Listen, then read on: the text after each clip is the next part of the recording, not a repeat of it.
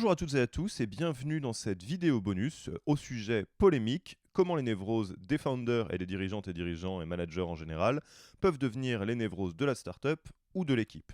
Vous vous en doutez, on a pesé tous les mots de ce titre et l'idée c'est vraiment de vous parler d'un phénomène qu'on voit très souvent, un double phénomène en réalité. Le premier, c'est la différence entre ce qu'on pourrait qualifier de leadership exotique ou un peu particulier et en fait un leadership névrotique, c'est-à-dire euh, qui se base non pas sur vos personnalités et vos forces, mais sur des névroses, donc des trucs qui ne fonctionnent pas bien quelque part. Et d'autre part, vous parlez d'un phénomène que nous, on voit beaucoup sur le terrain, qui est un phénomène de contamination, à savoir que si vous vous laissez aller à un leadership névrotique, donc qui se repose non pas sur vos structures de personnalité, mais bien sur des névroses, eh bien, c'est un effet de contamination sur toute l'équipe ou sur toute l'entreprise, qui fait que au bout d'un moment, l'entreprise se retrouve à avoir les mêmes névroses que vous. Mais avant d'aller plus loin, on va un petit peu définir les termes, parce que si on emploie à dessein le terme névrose, c'est bien que c'est celui-là qu'on veut mettre en avant. Pour autant, vu que c'est un terme qui vient de la psychologie, voire de la psychanalyse, on se demande bien souvent ce que c'est, et c'est un terme qui fait assez peur. Donc, je vous propose de considérer les choses telles quelles. On va considérer qu'il y a d'un côté ce qui est rationnel, donc presque normal entre guillemets, et de l'autre côté ce qui est irrationnel, dans nos comportements j'entends, hein. Ce que je vous propose, c'est de ne pas considérer quelque chose de trop étanche entre les deux. Ce n'est pas vrai, on n'est pas dans une situation où des fois on fait des choses rationnelles ou des fois on fait des choses irrationnelles. La réalité fonctionne beaucoup plus comme un continuum, c'est-à-dire que on peut faire des choses qui sont très rationnelles de temps en temps, on peut faire des choses qui tendent vers l'irrationnel. Alors, qu'est-ce qu'on a dans la représentation générale que l'on se fait souvent? On va considérer qu'il y a deux catégories de personnes sur ce continuum. Il y a les gens qui sont OK, voilà, on est bien, on est normaux, et des gens qui sont névrotiques, ils ont des névroses, ils ont un petit pet au casque, on ne saurait pas dire exactement ce que c'est, parce que bon, on n'a pas tous fait 5 années de psycho, mais en tous les cas, on les classe du côté de l'irrationnel. La réalité, déjà, c'est que ce continuum va plus loin. Déjà, à l'autre bout, à gauche du rationnel, bien plus loin que le mode OK être humain, on va avoir le mode OK machine pure et dure. C'est-à-dire une machine est totalement rationnelle, elle va faire systématiquement ce qu'il faut en fonction des bons inputs de départ. Et à l'autre bout du spectre de l'irrationnel, il y a quelque chose dont vous avez peut-être déjà entendu parler également, qui s'appelle la psychose, qui n'est pas la névrose, qui est un peu le stade au-dessus, et qui est assez différent de la névrose en termes de dysfonctionnement psychologique. Pour vous faire la réponse très courte, la différence entre la névrose et la psychose, c'est que la psychose est une coupure totale de la réalité. C'est ce qu'on va avoir dans la schizophrénie, par exemple, ou des forts accès de paranoïa. C'est quand la personne ne sait pas elle-même qu'elle a un problème. Alors qu'une névrose, ça ressemble plus à un mode de fonctionnement un peu irrationnel dont on est tout à fait conscient ou consciente. Donc ce que ça va donner, c'est par exemple une dépression peut être considérée comme une névrose, les troubles obsessionnels compulsifs sont considérés comme des névroses, hein, dans les DSM et toutes les différentes manières de classifier les pathologies. Et donc là, on est dans une situation où la personne est consciente qu'il y a un problème. Et alors, toute la question qu'on va se poser, c'est où est 99% de la population? Est-ce que 99% de la population va se trouver du bon côté du rationnel, donc du côté OK, ou du côté névrotique, ou du côté psychotique machine? La réalité, en fait, c'est que 99% d'entre nous sont du côté plutôt névrotique, et il y a une petite partie d'entre nous, de la population adulte, qui va être 100% dans le rationnel. La réalité, c'est qu'on surfe un peu sur ce continuum dans lequel on passe pas mal de temps dans l'irrationalité, parce qu'en réalité, la névrose est une forme de dysfonctionnement de pensée qui est très répandue, et globalement, c'est assez compliqué de se retrouver à l'âge adulte sans avoir été cabossé d'une manière ou d'une autre. Donc ça déjà, c'est pour vous poser un peu le tableau. Oui, nous sommes tous névrosés, mais c'est pas parce que ce gros mot fait peur que ça change la réalité. Alors, ceci étant, je voulais vous partager deux définitions de la névrose pour qu'on parte des bonnes bases. La première, c'est une de Jean Thuillier, qui présente la névrose comme les irrationalités provoquées par des mécanismes inconscients dont la personne reste plus ou moins consciente. Là, on retrouve bien les éléments dont je vous ai déjà parlé, à savoir une conscience de l'irrationalité, donc la personne est plus ou moins consciente de ses irrationalités, et on trouve une piste d'explication de d'où viennent les névroses. Ça vient de mécanismes inconscients. Bon, voilà, on voit très bien à quoi ça peut ressembler. Les mécanismes inconscients qui ont été créés bien souvent par l'enfance et l'adolescence et différents épisodes de vie. On ne va pas rentrer dans les détails, c'est pas un cours de psychologie ou de psychanalyse, mais on voit bien comment ça marche. Je vous propose une deuxième définition que je trouve très jolie par Katz de Vries. Il considère que la névrose, c'est le reflet extérieur du théâtre intérieur.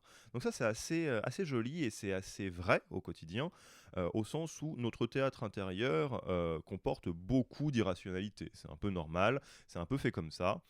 Et pour autant, les névroses sont le reflet extérieur de ces irrationalités internes. Et ça, c'est assez important parce que ça nous permet de bien comprendre, d'une part, que en tant qu'être humain adulte, on n'est pas rationnel, ou en tout cas, on n'est pas tout le temps rationnel, on est soumis à nos propres névroses et donc à certaines irrationalités, qu'on en ait conscience ou pas. Jean Thuillier disait bien, on est plus ou moins conscient.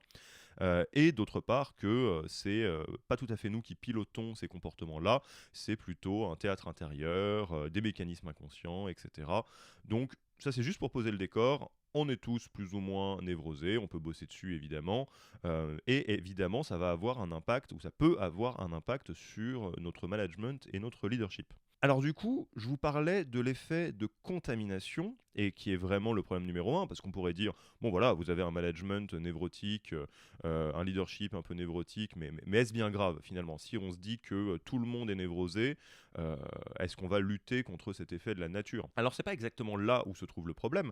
Le problème, c'est que par votre place particulière vis-à-vis de l'équipe ou de l'entreprise, vous allez avoir un effet de contamination très fort. À savoir que c'est pas le fait que vous soyez névrotique qui pose problème, c'est que par votre place, vous allez créer une équipe à votre image. Donc vous allez avoir le théâtre intérieur qui se retrouve à l'extérieur dans votre équipe.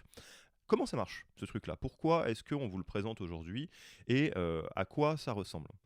Donc déjà, il y a effectivement cet effet de contagion, c'est-à-dire que à partir du moment où vous avez un rôle qui est central vis-à-vis d'une équipe, si vous êtes névrotique, ça contamine les gens qui sont autour de vous. Donc que ce soit la startup si vous êtes fondateur, fondatrice, ou les équipes si vous êtes team leader, manager. Ensuite, pourquoi est-ce qu'on en parle particulièrement dans une formation qui est destinée au leadership en startup? Parce que au ratio du nombre de personnes de la boîte, votre impact est énorme. La boîte est une boîte de petite taille, donc est-ce qu'il y a des gens névrosés dans les boîtes du CAC 40? Ah oui, un certain nombre, même une très très grande partie, mais pour autant, l'entreprise est tellement grande et la culture est tellement forte et les process sont tellement ancrés que l'impact est moindre que dans une boîte de petite taille et une équipe de petite taille. Ensuite, il y a quelque chose qui est à noter, parce qu'on pourrait se dire, mais pourquoi est-ce que l'équipe suit quelque part? Est-ce que j'ai vraiment besoin de suivre mon manager avec toutes ces névroses?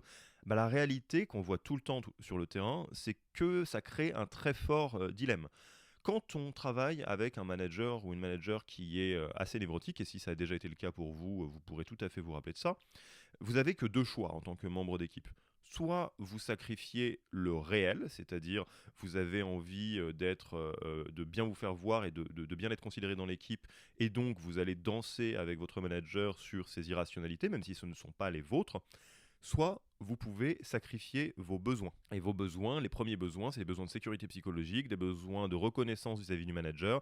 Et donc vous pouvez dire, non, cette personne fait n'importe quoi, donc je vais essayer d'aller à l'encontre de ce qu'il ou elle me dit de faire, mais pour autant, évidemment, d'un point de vue travail au global, c'est problématique parce que je suis obligé de faire une croix sur mes besoins de reconnaissance. Et donc, en vous laissant aller à un éventuel management névrotique, vous retrouvez dans une situation, vous remettez vos équipes dans une situation où ils sont obligés de soit sacrifier le réel et vous suivre, même si ce ne sont pas leur irrationalité, soit sacrifier leurs besoins naturels de reconnaissance et de sécurité psychologique. Enfin, il y a un dernier problème qui est particulièrement prégnant dans le milieu startup, c'est la banalisation, voire la sacralisation de ce type de management. Alors, je ne saurais pas trop vous dire d'où ça vient, mais ce qui est sûr, c'est qu'en startup, on aime bien ce qui sort de l'ordinaire. Ça, on peut comprendre, il y a un côté innovation. Et c'est le cas aussi dans le management. Donc, il y a beaucoup de choses qui vont être considérées comme du management exotique. On va regarder de l'extérieur en se disant ah ouais, c'est tout à fait particulier cette manière de manager, alors qu'en réalité, c'est l'expression de névrose, donc de l'irrationalité, ce qui va poser des gros problèmes pour la personne et pour l'équipe. Donc là, maintenant qu'on a posé les bases, l'idée c'est vraiment de vous permettre de bien réfléchir à ces choses-là, de bien avoir conscience de comment fonctionne à la fois cette logique de management névrotique, pourquoi est-ce que les névroses sont présentes dans chacun d'entre nous, chacune d'entre nous, et pourquoi est-ce que ça pose un très gros problème vis-à-vis de l'équipe et des startups, et donc pourquoi vous devriez être à l'affût de manifestations de management névrotique chez vous, pour pouvoir un peu aller à l'encontre de cela, arriver à résister un petit peu pour éviter d'avoir un impact très négatif sur les différentes équipes que vous managez.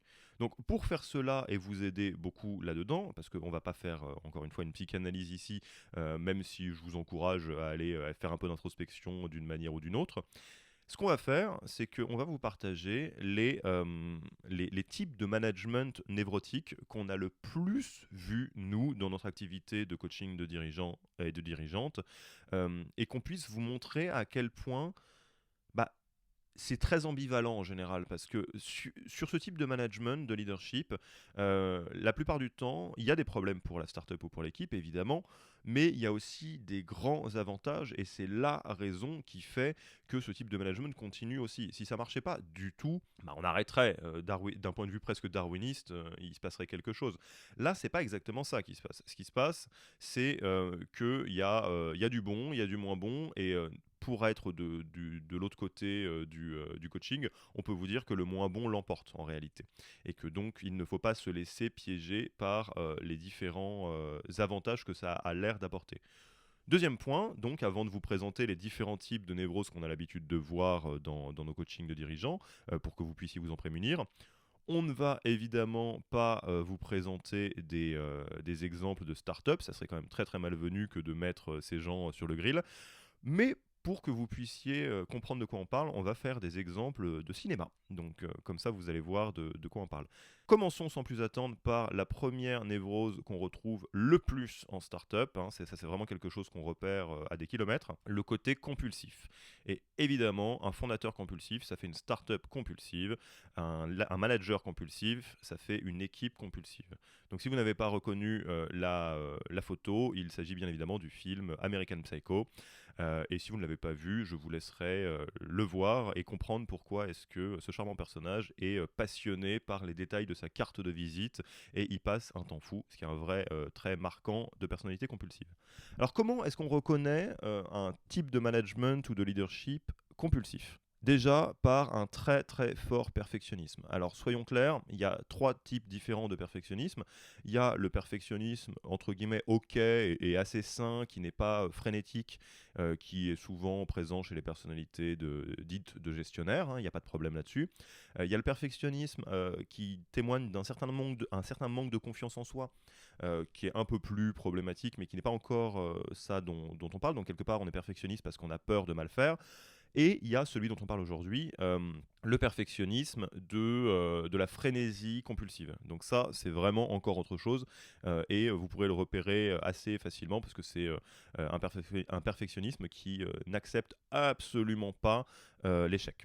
Donc évidemment, ça crée un souci de détail absolument insignifiant. C'est pas pour rien que donc dans American Psycho, il y a autant d'énergie qui est mise sur les cartes de visite.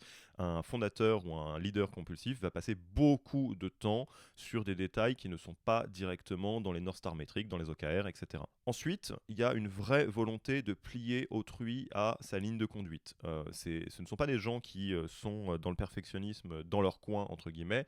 Ils ont souvent une vraie volonté de plier toute l'équipe ou toute la start-up à cette logique-là. Tout ce qui est important pour eux va devenir une priorité numéro 1, même si elle est totalement hors focus et hors scope. Évidemment, ce sont des personnes qui ont une incapacité totale à se détendre, hein. C'est des personnes qui vont avoir beaucoup, beaucoup de mal à lâcher ce côté très compulsif qui va un peu les bouffer de l'intérieur. Et fatalement, ça crée beaucoup de dogmatisme. C'est des gens qui peuvent donner l'impression de se baser sur de la rationalité, mais qui à la fin du fin, quand on les pousse dans le retranchement, vont dire des choses du genre bah non, on va faire les choses comme ça parce qu'on les fait comme ça, parce que c'est comme ça, parce que c'est la meilleure manière de faire, et j'ai pas envie de discuter avec toi. Alors pourquoi est-ce que c'est très utile pour une startup d'avoir ce genre de leadership, un leadership compulsif? Encore une fois, s'il n'y avait pas d'avantage, bah, ça ne tiendrait pas dans le temps. On n'aurait pas ce genre de leadership un peu exotique, faussement exotique et totalement névrotique partout dans le milieu startup français. La première chose, bah, faut bien le noter quand même, c'est qu'il y a une qualité du delivery qui est hors norme. Évidemment, à partir du moment où on est perfectionnisme jusqu'à s'en faire du mal, hein, quasiment, on a du delivery qui est parfait. Alors parfait dans la définition de la personne qui le fait, mais parfait quand même. Ensuite, il y a souvent une puissance très forte dans l'exécution. C'est des personnes et des équipes qui sont des gros, gros, gros bosseurs, mais à défaut d'efficacité. Encore une fois, le problème numéro un, c'est bien souvent que ce qui va dicter et ce qui va guider l'attention de ces personnes-là va être ce qui est important pour elles et pas forcément pour la boîte. Donc on peut avoir une grosse puissance d'exécution, mais taper dans la direction qui n'est pas du tout la bonne. Ce que ça crée comme problème pour la startup ou pour l'équipe, c'est évidemment une très très grande rigidité de process. Souvent, on trouve des équipes qui sont sclérosées, des startups qui sont sclérosées, et dans un environnement où il faut réagir vite, ce n'est absolument pas opérant, évidemment. Il y a souvent un manque de stratégie et de vision globale. Je ne saurais pas trop l'expliquer non plus dans les détails, enfin ça serait trop long plutôt pour de le faire ici, mais il y a une vraie logique de ce qui intéresse une personnalité compulsive va être ce qui intéresse la personnalité compulsive à l'instant T.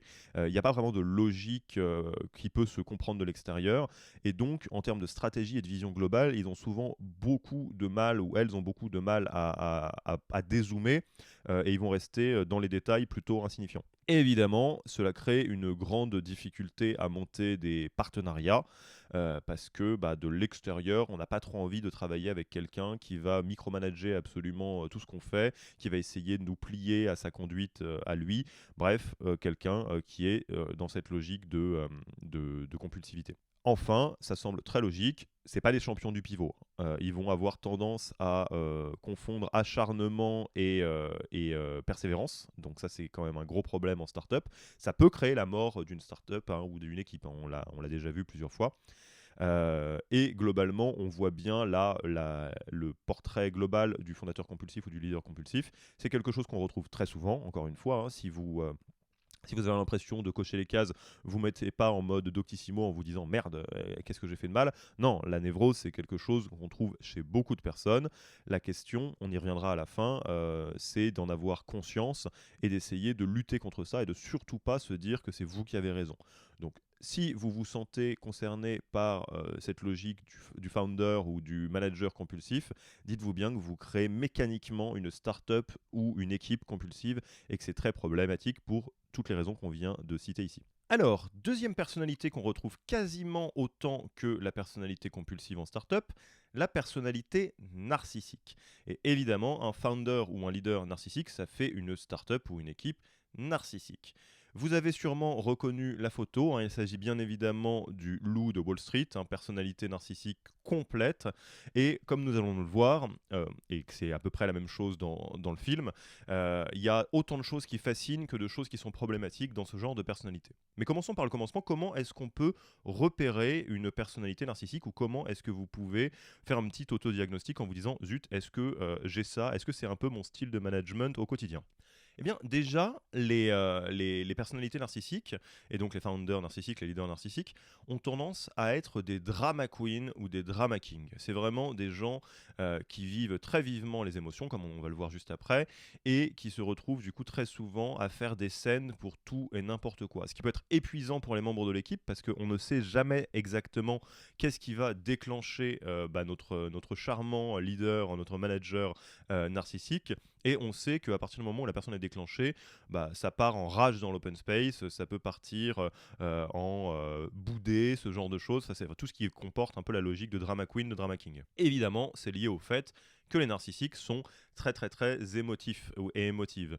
Ils ressentent très vivement les émotions, qu'il s'agisse des émotions négatives, hein, comme la colère, une certaine forme d'abattement, mais aussi la joie. C'est des gens qui peuvent donner l'impression des fois d'être quasiment maniaco-dépressifs, au sens où ils sont très abattus le lundi, et le mardi ils ont retrouvé du boost avec une idée, et ils sont à fond les ballons, mais encore une fois c'est pas très stabilisant pour l'équipe. Évidemment, ça c'est la première définition qu'on se fait mentalement du narcissisme. Euh, les narcissiques ont tendance, non, même pas tendance, hein, ils se considèrent totalement au centre de l'univers. C'est vraiment la logique roi-soleil, reine-soleil. Et pour autant, ça ne s'arrête pas à un petit plaisir personnel. Il y a un vrai besoin de faire graviter tout le monde vers le soleil que l'on est. Et donc, ils essayent tout le temps d'attirer l'attention, qu'il s'agisse des membres de leur équipe, de leurs clients, des actionnaires. Enfin, c'est des gens qui sont au centre de la scène. On voit bien Leonardo DiCaprio là dans Le Loup de Wall Street, c'est exactement cette logique-là. Ce qui va avec, qu'on connaît moins et qu'on comprend moins quand on n'a pas l'habitude de la personnalité narcissique, et c'est pour ça qu'on le met là, c'est une logique d'idéalisation et de dévalorisation très forte des autres en fonction des situations. Alors ça, faut bien comprendre que cette logique de roi-soleil va jouer un rôle énorme dans ce comportement. En réalité, le narcissique a une estime très très très très haute de lui-même, et du coup a tendance à partager cette estime avec tout ce qui est très proche de lui. Ce qui va se passer par exemple dans un environnement professionnel en recrutement, prenons l'exemple du recrutement, ça va être que le fondateur narcissique ou le leader narcissique va avoir un crush sur quelqu'un, va se dire ah cette personne elle est incroyable en recrutement pour une raison ou pour une autre, hein. Et dans ce cas-là elle va commencer à l'idéaliser, à se dire ah ouais mais cette personne là faut qu'on la recrute, non fuck le process, il faut impérativement qu'elle nous rejoigne, allez j'utilise un peu mon autorité pour faire ça. Bref, on est dans l'idéalisation, on a quitté le rationnel, on est dans l'irrationnel. Vous pourriez me dire ah, est-ce que c'est si grave, ça veut dire qu'on va louper un entretien de recrutement, enfin qu'on va peut-être recruter quelqu'un qu'on n'aurait pas recruté, mais bon c'est pas si dramatique. Ce qui est dramatique, c'est que faut pas se leurrer, hein. L'idéalisation vient du fait que la personne va se voir, enfin le narcissique va se voir dans la personne qui est recrutée, ou va quelque part lui prêter un peu de son aura, et tout va revenir à lui ou à elle quand même. Ça va être, moi j'ai vraiment le nez pour retrouver les talents, etc. etc. Bref, l'idéalisation tourne toujours autour du même schéma qui est je suis génial. Et donc évidemment, dès que la personne va faire quelque chose qui n'était pas prévu dans le script du narcissique, parce que c'est une vraie personne, hein, et parce qu'elle a son propre libre arbitre, et que globalement elle ne collera pas à l'idéalisation, hein. L'idéalisation par principe ça veut dire que c'est quelque chose qui n'est pas possible, et bien là le coup près va tomber, le retour de flamme va tomber immédiatement, et on va basculer dans une logique de dévalorisation très très forte. Ce qui va se passer, c'est que le narcissique va être sur un thème qui va être tu m'as trahi, moi qui t'ai recruté parce que je croyais en toi, tu n'as pas fait ce que je pensais que tu devais faire. Bref, et ça c'est encore une fois des montagnes russes qui sont peut-être habituelles, je dirais, pour le fondateur narcissique, mais qui sont beaucoup plus épuisantes pour les membres de l'équipe, et beaucoup moins, beaucoup plus contre-productives, je dirais. Ensuite, il y a évidemment, comme pour le compulsif, mais pour des raisons différentes, un grand besoin de contrôle des gens autour. Autant le compulsif a tendance à vouloir contrôler son environnement et les tâches, donc ce qu'il produit. Les fondateurs narcissiques et les leaders narcissiques ont besoin de contrôler les autres. C'est un peu la cour du roi, et comme dans la réalité de la cour du roi, il faut impérativement avoir la main mise sur les gens pour éviter que ça parte en Game of Thrones, et de se retrouver déchu de son propre trône. Donc c'est pour ça que les narcissiques ont tendance à être très très dans le contrôle des gens qu'il y a autour d'eux. Alors évidemment, en termes d'avantages pour la startup, il y a quelque chose d'assez logique. On voit Leonardo DiCaprio en train de galvaniser les foules. Le charisme des fondateurs narcissiques est absolument exceptionnel et indépassable. Les personnes les plus charismatiques que vous avez rencontrées sont très vraisemblablement des personnes narcissiques, et ça serait jeter le bébé avec l'eau du bain que de leur enlever ça. Il n'y a pas plus efficace pour galvaniser des équipes et des foules, et évidemment que ce charisme et cette énergie a une aura qui est très positive, et que ça fonctionne quelque part. Également, on peut dire que les fondateurs narcissiques sont très très bons en prise de risque. On va voir plus tard que c'est pour des mauvaises raisons, mais toujours est-il que dans certains cas de figure, quand il faut prendre des risques, eux, on va dire, ça leur fait pas peur. Alors, qu'est-ce qui est problématique et pourquoi est-ce que on ne veut pas s'arrêter à vous dire bah c'est très bien, vous êtes narcissique, vous êtes comme vous êtes, pas d'inquiétude, continuez comme ça, etc., etc. Bah parce que la réalité, c'est que le narcissisme se base sur une névrose, hein, donc totalement irrationnelle, et que vous avez une vision biaisée de vos propres forces et de vos propres limites, et que vous avez aussi une vision biaisée de à quel point vous ramenez toujours les choses à vous. Alors qu'on devrait parler d'équipe, de start-up, on devrait parler d'un certain niveau de rationalité, de prendre des décisions qui sont éclairées, etc. Ce que ça veut dire, c'est que ce genre de leader a tendance à avoir une stratégie qui est incohérente et inconséquente. Incohérente parce que ils vont toujours être attirés par le nouvel objet brillant qu'ils ont en tête, vu qu'ils ont une très haute estime d'eux-mêmes, la nouvelle idée qu'ils ont eue sera forcément la meilleure. Inconséquente parce que même s'ils sont très bons en prise de risque, ils vont avoir tendance à faire all-in sur des choses qui mériteraient peut-être un peu plus de travail, d'analyse pour savoir si il faut prendre cette décision ou pas. Donc évidemment, le facteur de risque est très très très élevé parce qu'il faut bien comprendre qu'ils ne sont pas bons en prise de risque de manière éclairée, ils sont bons en prise de risque parce qu'ils ont une opinion d'eux-mêmes qui est trop haute. Et donc ils se disent, si je prends une décision, c'est évidemment la bonne, donc ce n'est pas risqué, et dans la vie, il faut prendre des risques, sous-entendu se donner un petit shoot d'adrénaline, parce que souvent ils sont très en recherche de ce genre de choses-là. Et donc, évidemment, ça crée un facteur de risque qui est très élevé pour l'équipe et pour la startup. Ce qui va avec, c'est qu'ils ont tendance à avoir comment dire, ils ont les mains qui brûlent, hein, c'est des paniers percés. Ils gaspillent énormément de ressources, un peu pour les mêmes logiques, parce qu'ils ont une confiance énorme dans le fait que les ressources vont revenir. De toute façon, c'est les meilleurs, donc évidemment qu'ils vont réussir à trouver une manière de faire re-rentrer de l'argent. Ce qui va avec, c'est que souvent, ce qu'on disait avec le côté adrénaline, c'est des gens qui vivent à 200 à l'heure et dépenser beaucoup d'argent, ça fait partie de cette logique-là. Évidemment, au niveau de l'équipe et de la start-up, il y a un problème de politique et de révolte. Je vous ai dit tout à l'heure que c'était une logique de Game of Thrones, qu'ils ont un grand besoin de contrôle parce qu'on parle bien de la cour du roi. Bah oui, effectivement, c'est la cour du roi, et assez vite, les membres de l'équipe vont jouer ce jeu-là. Ils savent qu'ils peuvent monter les échelons en étant idéalisés par le boss ou la boss, et qu'au contraire, ils peuvent les dégringoler à toute allure si un jour le boss ou la boss ne les aime plus. Donc ça crée beaucoup de politique et beaucoup de révolte, parce que c'est évidemment un mode d'organisation qui n'est pas juste. Troisième personnalité qui est au moins aussi répandue dans le milieu startup que la personnalité compulsive et narcissique, la personnalité paranoïaque. Et évidemment, un fondateur paranoïaque, ça fait une startup paranoïaque. Un leader paranoïaque, ça fait une équipe paranoïaque. Alors, je ne vais pas vous faire l'affront de vous demander de deviner d'où vient la photo du film.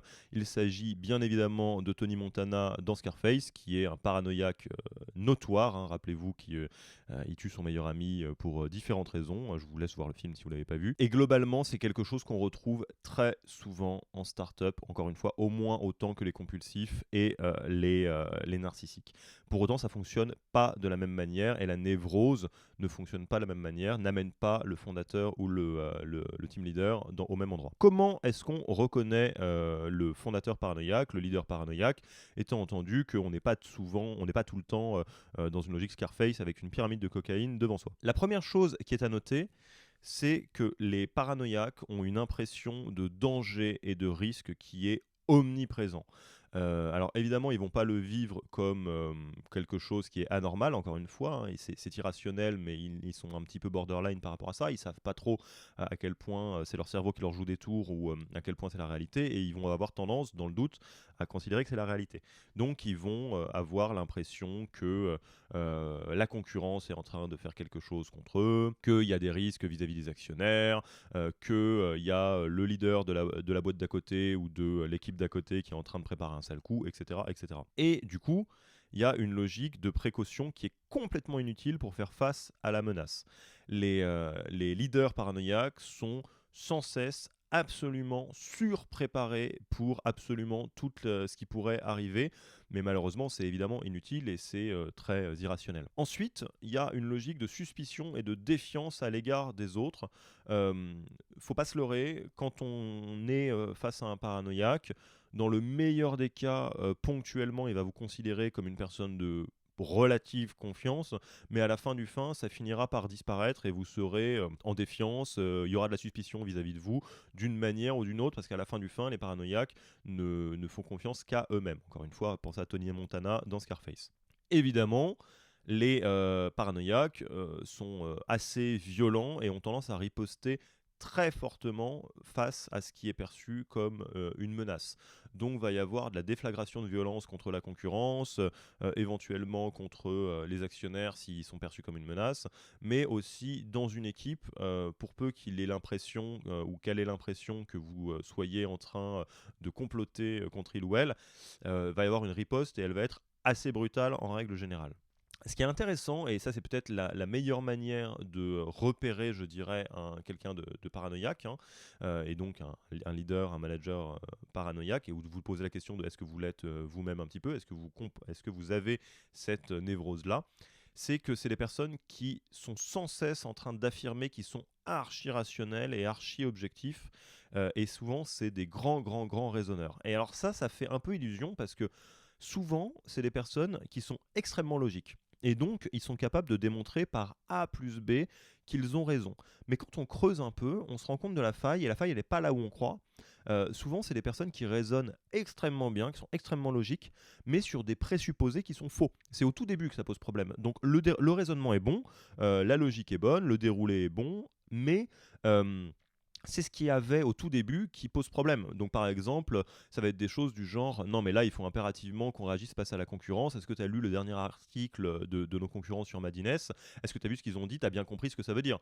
Bah oui, non. En fait, en réalité, peut-être qu'il serait bon de réagir de manière assez organisée face à une menace de la concurrence si c'était le cas, bien sûr. Mais le problème, c'est qu'en lisant l'article de Madines sur la concurrence, vous qui n'êtes pas névrotique, paranoïaque, vous allez juste vous dire bon, bah non, moi je vois rien là, et c'est vraiment la névrose paranoïaque qui va prendre le dessus et donc faire résonner un peu le côté menace et du coup essayer de s'organiser pour faire face à la menace. Attention, j'en profite pour placer ce détail-là. La personnalité paranoïaque peut être soit névrotique, soit psychotique, on en a parlé. Et là, on parle bien de la personnalité névrotique, c'est-à-dire quelqu'un qui n'est pas totalement décorrélé de la réalité. Mais si ça évolue dans la psychose, là, on rentre dans les théories du complot l'impression qu'il y a des gens qui nous veulent du mal, qu'on est suivi, va vraiment la perte de connexion avec la réalité complète. Évidemment, ce sont des personnalités qui sont très froides, qui accordent pas ou peu de confiance, et encore une fois, même s'ils vous accordent de la confiance, ça ne va pas durer très longtemps, et si vous vous reconnaissez là-dedans, si vous avez l'impression que vous ne donnez pas de la confiance aux gens, attention, ça veut très probablement dire que vous tombez dans le côté paranoïaque et que du coup ça vient teinter votre leadership. Ça serait, encore une fois, ne pas rendre hommage à la réalité de ce qui se passe que de considérer que tout est mauvais dans le paranoïaque, sinon il n'existerait pas, encore une fois, il y a une logique de darwinisme là-dedans. Si c'était un leadership qui ne fonctionnerait pas, on ne le verrait pas en start-up. Donc, pourquoi est-ce que c'est important et c'est utile d'avoir un paranoïaque à la maison dans sa boîte ou dans son équipe? Bah, il y a une vraie bonne connaissance des dangers et opportunités. Évidemment, ils sont surpréparés et surlogiques, donc s'il y a des vrais dangers et ou des opportunités dans le futur, ils les connaîtront. Donc ça, c'est quand même plutôt une bonne nouvelle. Également, ils sont toujours dans une logique de gestion du risque, de risk management. Donc tout ce qui est stratégie de diversification, d'arriver à limiter les risques, ils sont souvent très bons. D'ailleurs, il y a une phrase très célèbre qui dit en investissement, seuls les paranoïaques survivent. Bah, c'est pas faux. C'est-à-dire que s'il y a une crise qui est totalement imprévisible, quelque part, s'il y en a un qui l'a prévu, ou en tout cas qui s'est préparé pour, c'est bien un paranoïaque, évidemment. Et donc, il y a une veille concurrentielle qui est excellente. Je peux vous garantir que même si au fin fond du Pérou, il y a quelqu'un qui est vaguement concurrent à vous, votre leader paranoïaque le connaît, il connaît cette boîte. Pourquoi est-ce que ça pose problème et pourquoi est-ce qu'on a classé le paranoïaque dans des styles de management névrotique qu'il faut absolument éviter? Bah déjà parce qu'il n'y a pas de stratégie définie encore. C'est toujours le même problème, mais pour des raisons différentes. Là où le compulsif n'a pas de stratégie parce qu'il est focalisé sur les détails et que le narcissique n'a pas de stratégie parce qu'il est focalisé sur lui-même, Le paranoïaque n'a pas de stratégie parce qu'il est surréactif. C'est pas une logique qui est proactive. En fait, vu que les paranoïaques n'arrivent pas à se détendre et sont toujours dans une logique de voir le danger, ils réagissent au danger et ils n'ont pas de logique qui est proactive indépendamment du danger, ce qui est évidemment très problématique pour un milieu startup. Ensuite, il faut parler de l'équipe. Évidemment, travailler pour Tony Montana, travailler dans Scarface, c'est très problématique, ça fait peur, et il y a un sentiment d'insécurité qui est extraordinairement fort, ce qui se définit, ce qui se termine en général par un très très grand turnover. Donc ça, c'est important de le noter parce que c'est très problématique. Vous ne faites pas votre job de team leader s'il y a un turnover qui est très élevé dans votre boîte ou dans votre équipe. Ensuite, cette atmosphère de suspicion, en général, se ressent de l'extérieur. Alors ça, c'est étonnant, et c'est pour ça qu'on parle du côté, les névroses du dirigeant deviennent les névroses de sa boîte, particulièrement quand on est dans une logique de founder, c'est que les boîtes qui sont pilotées par des paranoïaques, dans l'intégralité de leur branding, de leur prise de parole, de leur publicité, ça se voit. Il y a une logique un peu désagréable de suspicion qui se ressent de l'extérieur et qui évidemment peut poser problème dans plein de cas de figure comme les partenariats, etc. Je vous ai parlé des 3 plus répandus en startup. Je vous en parlais d'un quatrième qui est moins répandu, qui est un peu plus sous le radar. La névrose qui ne s'appelle bien évidemment pas la névrose robot, je vais vous donner le vrai nom tout à l'heure, mais globalement cette névrose qui crée une vraie déconnexion avec les émotions et avec certaines règles sociales un peu classiques. Le mot, le choix de mots pour la pathologie, il fait un peu peur, il est un peu long, c'est pour ça que je ne l'ai pas mis, ça s'appelle l'alexithymie. Littéralement, alexique, ne pas avoir de mots, thymie pour les émotions. Donc c'est les personnalités presque daltoniennes des émotions qui n'arrivent pas à les comprendre et qui ne les ressentent pas. Donc quelque part, un robot, d'où notre charmant robot du magicien d'Oz. Alors, comment est-ce qu'on repère ce profil chez un fondateur, chez un team leader ou chez vous potentiellement? Alors déjà, le point de départ, Alexis Timmy n'a pas de mots pour les émotions, c'est qu'ils ne ressentent pas les émotions, donc c'est vraiment une pathologie un peu particulière, parce que c'est exactement comme un daltonien qui ne voit pas les couleurs, ils ne ressentent pas les émotions pour de vrai, et du coup ils ne les comprennent pas, c'est-à-dire ils ne comprennent pas les émotions chez eux, alors non, chez eux ils ne comprennent pas les émotions parce qu'ils n'en ont pas, mais ils ne comprennent pas les émotions chez les autres. Donc par contre, ils peuvent les déduire tel un daltonien. C'est pour ça que je prends l'exemple du daltonisme. C'est que les daltoniens ont tendance à confondre les couleurs, mais par contre à pouvoir rationaliser dessus. Par exemple, s'ils voient le ciel et qu'ils pensent qu'il est violet, ils vont se dire bah non, le ciel il est bleu, donc il y a quand même plus de chances qu'on soit sur une couleur qui est bleue. Les fondateurs ou les personnalités qui sont un peu alexithymiques ont la même stratégie, souvent. C'est-à-dire qu'ils ne comprennent pas les émotions, par contre, ils peuvent les déduire. Ils se disent ah bah tiens, telle personne est en train de pleurer, ça veut probablement dire que cette personne est triste. Alors ça fait un peu bizarre dit comme ça, mais c'est vraiment comme ça que ça se passe pour ces personnalités-là. Et d'ailleurs, si vous nous écoutez, si vous m'écoutez et que si vous êtes un peu dans ce cas-là, vous voyez très bien de quoi je parle. En général, le langage de ces personnes-là est très neutre. Presque vraiment comme si on lisait une notice de manuel. Il n'y a pas d'émotion, littéralement. Et souvent, voilà, on a le sentiment qu'il y a quelque chose qui déconne. Souvent, on les classe par erreur, parce que c'est pas comme ça que ça se passe dans l'autisme. On va dire que c'est des gens qui sont un peu autistes. Ces gens sont pas autistes, ils sont alexithymiques, et c'est juste que fatalement, les émotions prennent une place tellement élevée dans notre vie d'être humain que quand on est coupé des émotions complètement, ça donne un sentiment de langage qui est totalement neutre. Évidemment, ça crée pas mal de difficultés dans la communication quotidienne parce que contrairement aux 3 autres névroses que j'ai mises en avant, donc le côté compulsif, narcissique et paranoïaque, l'alexithymie, c'est quelque chose qui n'est pas très connu. Donc les gens ne sont pas ouverts par rapport à ça, ils ne comprennent juste pas ce qui se passe, ce qui crée beaucoup de difficultés dans la communication. Évidemment, ils sont suradaptés et surrationnels. Je vous en parlais au tout début, que tout à gauche de la logique rationnelle, il y a tout ce qui est langage machine, où globalement, tout va être fait comme on a dit qu'on allait le faire. Les émotions ne jouent pas un rôle là-dedans. Les alexithymiques sont comme ça. Ils sont surrationnels. C'est des gens qui vont dire qu'est-ce qu'il faut faire pour faire un régime. Il faut que je fasse plus de sport et que je mange moins. Bon, bah voilà, je vais faire ça. Et ils le font. Parce qu'il n'y a pas d'émotion sur le chemin. Donc, ils fonctionnent quelque part comme des robots. Et donc, ils sont très, très, très adaptés à leur environnement aussi. Souvent, c'est des gens qui ont d'ailleurs des belles réussites professionnelles, paradoxalement. Évidemment, pour compléter un peu le tableau, c'est des gens qui vivent un vrai handicap affectif, hein, au sens où c'est assez difficile pour eux de se connecter à des gens, et ça c'est important de le souligner. Ils veulent connecter à des gens, hein, bien souvent. Ce n'est pas des gens qui ont un désintérêt du social. Ils ont une vie sociale. Mais par contre, vu qu'ils n'ont pas la case émotionnelle, ils n'ont pas ce hardware, ça rend le relationnel et le social difficile. Enfin, ça va avec, c'est en bundle. Ils ont souvent un relatif manque d'intérêt pour le futur. C'est particulièrement clair quand ils sont dans une position de management ou de leadership. Ils sont très centrés sur le présent parce que, quelque part, comme une machine, ils déroulent l'équation de ce qu'on leur demande sans essayer d'aller regarder plus loin ce qui se passe. Alors, donc ça c'était très important de pouvoir parler de ces traits marquants parce que c'est quelque chose qu'on voit moins, au sens qu'on a moins l'habitude de repérer, mais pour autant il y en a quand même pas mal en startup. Il y a pas mal de leaders qui fonctionnent comme ça, de managers d'équipe et de fondateurs. Très souvent, sans faire des stéréotypes, on les retrouve dans des profils tech, hein, soyons très concrets. Donc, si vous vous reconnaissez dans ces traits-là, moi j'ai beaucoup de tendresse pour vous. J'ai moi-même des très bons amis qui sont comme ça, pour de vrai en plus.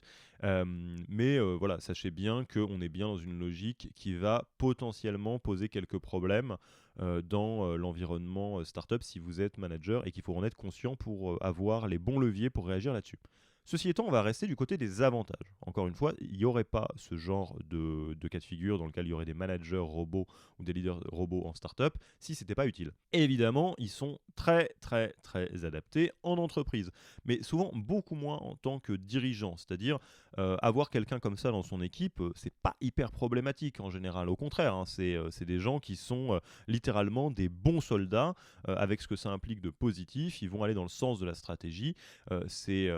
Donc c'est vraiment quelque chose qui est à souligner et à tous les échelons de l'entreprise. C'est-à-dire même si ça peut poser problème dans une position managériale sous sa forme la plus brute, et on reste quand même dans une logique d'adaptation qui est très utile. C'est des profils qui sont souvent très arrangeants. Ils n'ont pas d'ego, en fait, pas du tout, 0% d'ego, parce que l'ego, ça vient beaucoup des émotions. Et donc, ils sont très ouverts au compromis, à la concertation. Ce qui les intéresse, c'est de savoir qu'est-ce qu'il faut faire et on va le faire, point. Et donc, indirectement, ils sont extrêmement rationnels. Il n'y a même pas plus rationnel qu'eux, hein, de manière très concrète. Alors, le problème, et ça c'est surtout un problème quand on est dans une logique de fondateur qui porte cette névrose-là, ça peut tuer la boîte par son immobilisme, hein. C'est moins problématique si vous êtes manager ou team leader parce que vous allez avoir quelqu'un qui vous drive par le dessus, qui va vous dire un petit peu où est-ce qu'il faut aller, ou en tout cas qu'est-ce qui est attendu de vous. Si vous êtes aux manettes du bateau dans son ensemble, là, ça va pas se faire tout seul, hein, et ça peut être un vrai gros problème, et il va falloir trouver des stratégies de contournement, comme et on va en parler à la fin de cette vidéo. Évidemment, ça crée de la défaillance managériale parce qu'on a beaucoup répété dans cette formation, et on va continuer à le répéter. L'important, c'est de se connecter aux membres de son équipe. Le relationnel joue un rôle qui est immense dans le leadership, et le relationnel passe beaucoup par l'émotionnel. Et donc, le fait d'être coupé de ça rend très, très, très difficile d'avoir des bonnes intuitions de manager, parce que précisément, il va falloir tout apprendre comme un daltonien. Évidemment, ils sont très peu inspirants parce que l'inspiration vient beaucoup de l'émotionnel, et en termes de management et de leadership, ça peut poser problème. Donc voilà pour ce petit tour des différents styles de management névrotique, si on peut dire. Et la question qui se pose maintenant, c'est évidemment, du coup, on fait quoi Parce que c'est bien beau de connaître un peu les différents styles de management névrotique, mais l'idée, c'est de prendre des actions et de faire évoluer son leadership sur la base de ses connaissances, évidemment. Donc la première chose, c'est d'accueillir un peu la responsabilité de votre leadership, et du coup l'impact que peut avoir un style de leadership névrotique. Vous l'avez bien compris, en tant que chef d'équipe, team leader, manager, dirigeant, dirigeante peut-être, vous avez une responsabilité très forte vis-à-vis de vos équipes, et évidemment tout style de management névrotique ne va pas faire aller les indicateurs dans le bon sens et va pas être forcément très bon pour vos équipes. Donc la première chose, c'est déjà d'être bien à l'aise avec la responsabilité que vous avez en tant que team leader, en tant que manager, et de l'endosser au quotidien. Ensuite, pour refaire un petit zoom sur la partie névrotique, c'est d'avoir conscience que ces mécanismes existent et ne pas se mentir si vous êtes concerné par l'un ou l'autre des styles, l'une ou l'autre des potentiels styles de management névrotique. Donc la meilleure manière de faire ça, c'est d'être à l'affût des manifestations de ces différents styles. Donc ne pas renier, ne pas combattre ces névroses, plutôt observer ce qui se répète, ce qui est potentiellement des indicateurs de ce que je viens de vous présenter, pour accueillir les choses telles qu'elles sont et partir de cette base-là. Le déni, la politique de l'autruche, ça n'a jamais aidé grand monde. Ensuite, ne pas minimiser l'impact. De la même manière que c'est pas très utile de travailler sur quelque chose qui a finalement assez peu d'impact, il n'y a pas de raison d'être perfectionniste sur son propre style de leadership, c'est bien essayer de mettre des efforts là où il y a de l'impact. Ne vous réfugiez pas derrière votre petit doigt en vous disant oui, bon, bah, j'ai un style peut-être un peu paranoïaque, peut-être un peu narcissique, mais est-ce que c'est si grave ? Bah, potentiellement oui, c'est ça qu'on essaye de vous dire dans cette vidéo. Donc ne minimisez pas l'impact, constatez plutôt l'impact des irrationalités sur la trajectoire de la boîte et de votre équipe, ciblez-vous et rappelez-vous que votre job c'est d'augmenter durablement dans le temps la qualité des résultats de votre équipe. Et si vous vous rendez compte qu'un style de management un peu névrotique vient avoir un impact négatif sur la performance de l'équipe, bah, c'est l'heure d'y faire quelque chose. Et enfin, la dernière chose qu'on peut vous conseiller, si vous avez bien pris le temps d'essayer d'accueillir cette responsabilité, d'avoir conscience du fait que c'est important de ne pas se mentir et d'envisager potentiellement certains aspects névrotiques et d'en voir l'impact, et ben c'est très simplement de s'entourer. Plus vous avez de personnes dans votre entourage, donc que ce soit un groupe de pairs, que ce soit vos N+1, potentiellement des retours de vos équipes, tout ce qui vous permet d'avoir un miroir sur ce que vous êtes en train de faire, va avoir un impact très positif sur votre capacité à vous remettre en question et à faire évoluer ces styles de management névrotique. On l'a déjà dit, le vrai problème de ces styles de management, c'est pas les styles de management en tant que tels, c'est le fait de considérer que ce n'est pas un problème. C'est de penser que c'est des styles de management un petit peu exotiques, mais voilà, que c'est finalement pas mal. Plus vous allez être entouré, moins vous allez avoir de facilité à croire à cette fable-là, et donc plus vous allez être un peu obligé mécaniquement de travailler dessus. Voilà, donc comme d'habitude, on se retrouve sur la communauté pour échanger sur vos propres styles de management, ce que vous avez reconnu dans les différents types qu'on a présentés, comment vous comptez évoluer dessus, peut-être si vous aviez déjà des doutes sur une chose ou un autre, ou s'il y a des choses que vous n'avez pas bien compris. Donc moi, je vous laisse, on se donne rendez-vous dans une autre vidéo ou en visio, et je vous dis à très bientôt.